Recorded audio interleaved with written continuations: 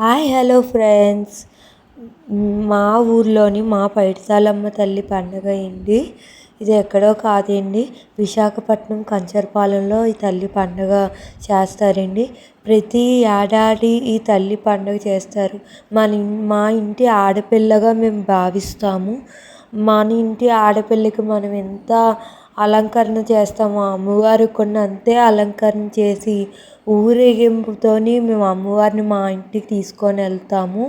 అందరింటికి అలాగే తీసుకొని వెళ్తారు. చూడండి, చాలామంది వచ్చి వేలల్లో వచ్చి అమ్మవారికి అలంకరణ చేసి ఊరేగింపు చేసి అమ్మవారికి వాళ్ళ ఇంటికి తీసుకొని వెళ్ళి ఎంతో ఘనంగా పండగ చేసి గుడికి చేరుస్తారండి.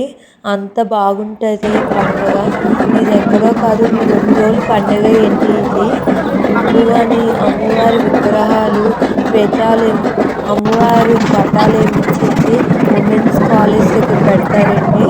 అది ఆర్టీసీ కాంప్లెక్స్ దగ్గర పెడతారు. ఆ గ్రౌండ్లోని అందరూ అక్కడికి వెళ్ళి ఇలా టెంట్లు కొన్ని వేసి ఉంచుతారండి. అలాగా టోకెన్ నెంబర్స్ ఉంటాయి. ఎవరి టోకెన్ నెంబర్ ప్రకారంగా వాళ్ళ అమ్మవారిని తెచ్చుకొని ఇలా అలంకరణ చేసుకుంటారు. మన ఇంట్లో ఆడపిల్లకి ఎలా చేస్తారో అంతకంటే ఎక్కువ అమ్మవారిని ఎంతో బాగా అలంకరణ చేస్తారండి.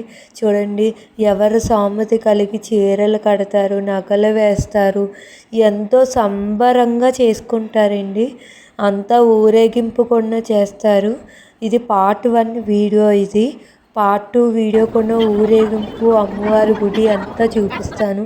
అమ్మవారికి ప్రీతికరము ఇది బొట్టు అండి.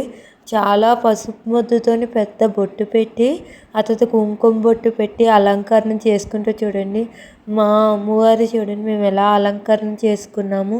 పువ్వులు, నగలు, ఇంకా అబ్బబ్బా ఇంకేం చెప్పవసరం లేదు. చూడండి, అందరూ ప్రతి ఒక్కరు అమ్మవారికి పుస్తులు కొన్ని వేస్తారండి. చూడండి, అమ్మవారికి పుస్తులు కొన్ని ఎలాగేసాము. అమ్మవారికి అలా ఆడపిల్లలాగా నించుని పెట్టేస్తారండి. అంత ప్రేమగా అందరూ ఈ పండగ చేసుకుంటారండి. చాలా సత్యమైన తల్లి, మహిమ గల తల్లి అండి. నా వీడియో కానీ నచ్చితే లైక్ చేసి షేర్ చేయండి, సబ్స్క్రైబ్